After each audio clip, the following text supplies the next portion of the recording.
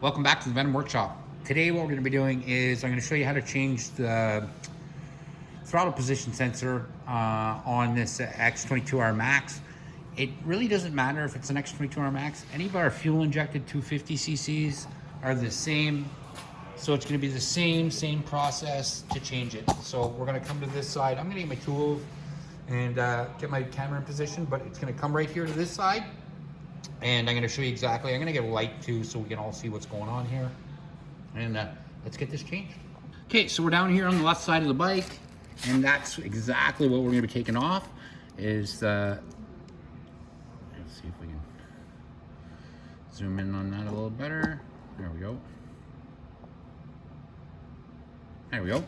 So, what your first thing you're going to want to do is, sorry, I have my flashlight in my way because I want everybody to be able to see. Let's see if we can maneuver that around a little better so we can still see, but I can get my hands up in there. Okay, good. So now what I want to do is I just want to unplug this. So all you have to do is pull back that tab and just wiggle the plug down and off like that. And then there's one bolt. I'm gonna have to move my, there we go. Right there, there's one bolt. See where my finger is? Right there. And it is a number 5 Allen key. So depending on what bike you have, it might not be a number 5 Allen key. It could be a number 8 mil bolt, but either way, that's the bolt that we have to take off.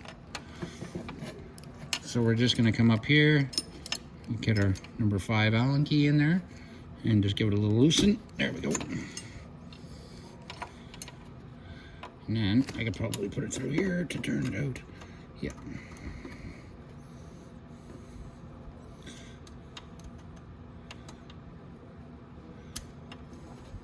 There we go.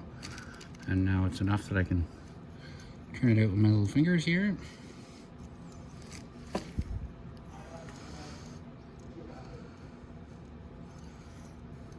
Now, if you find that your bike is not idling correctly and sometimes it shuts off when you stop, and when it shuts off, it puts your engine light on. I just dropped my nut or my bolt there, but I'll grab it. This is most likely the culprit. So now you just wiggle it back and forth like that, and it'll pop out in your hand.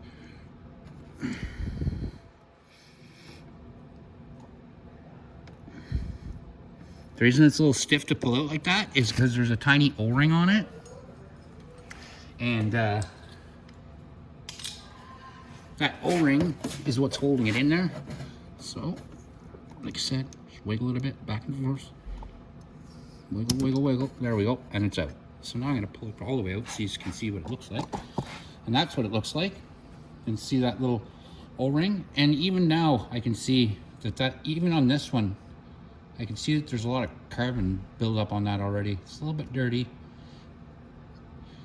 And this bracket, you're gonna take off.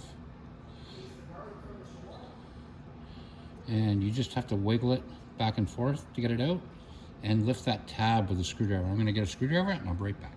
All right, so now what we're gonna do is I'm gonna show you, like I said, how to take that off. What I did was I just took a screwdriver,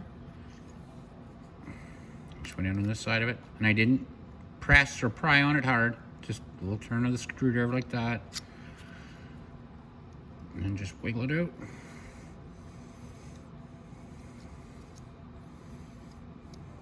There we go. So when you get it, it's going to look just like this, and this tab stays with it. So you just go ahead, put that tab back on just like that. Now it's ready to install again. So we're going to go ahead, we're going to put our bolt back in. So let's get it. And now when you want to put this in, you're gonna have to kind of wiggle it back and forth. Excuse me, because you see these O-rings, they got to work into that little hole so it stays airtight. So we're gonna just kind of wiggle it in.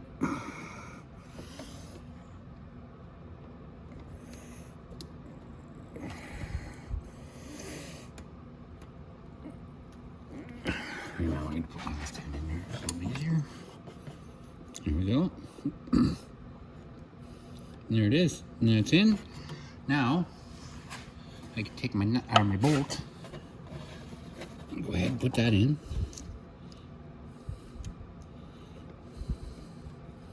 And start it.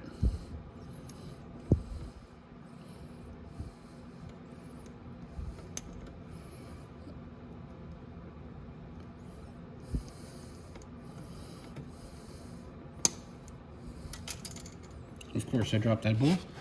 So now I'm gonna find that and then I'll come right back. I'm gonna have to grab a magnet to get it out, imagine. So I'm gonna get a magnet to grab that and I'll be right back. All right, so I got my bolt and I got it started. So let's just screw it in by my fingers here.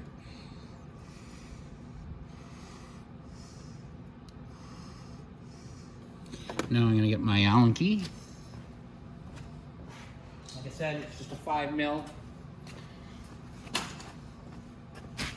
And you'll notice I've done all this. I didn't even take not even a fairing off. This is like one of the easiest things to change on the bike.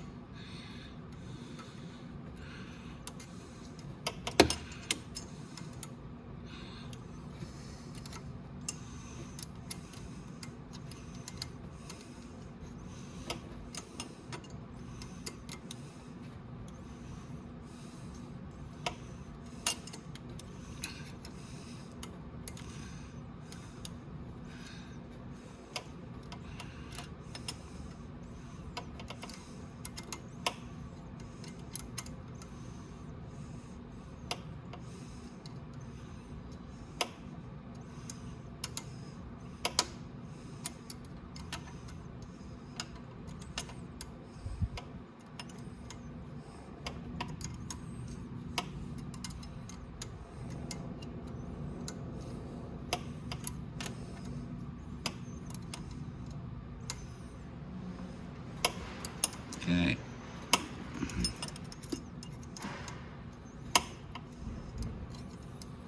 Almost done here. We're just tightening up the last little bit.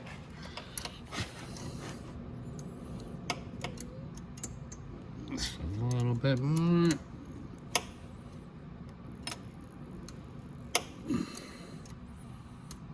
And you want to make sure that this is tight in there, because if any air gets in there, it can't take a proper reading and it'll make your bike run up and down. So you want to make sure you get this in tight. Even if it's tedious to put this bolt in, we're still going to get it in there tight. There we go. There we are. Perfect. Okay, so that's nice and tight in there. Now all we have to do is take our plug. And you want to make sure when you plug this back in, you want to make sure that all these rubber pieces, you can't see that. You shouldn't have to see any of those rubbers. So like that, and then push it all the way till it clicks all the way up. Like I said, you don't want to see that rubber at all. That's what seals the water out of that switch. So you want to make sure and get that up nice and tight. And there, so that's how you change your throttle position sensor, guys. So let's get our flashlight out of here. And let's fire this grill up.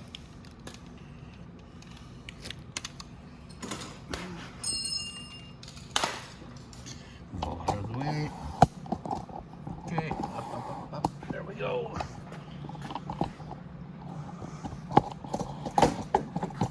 Now we'll just, let's go to the other side. It's a lot easier. Okay. Here we are. And let's fire it up. That's gonna run a little high on the RPM just because it's warming up.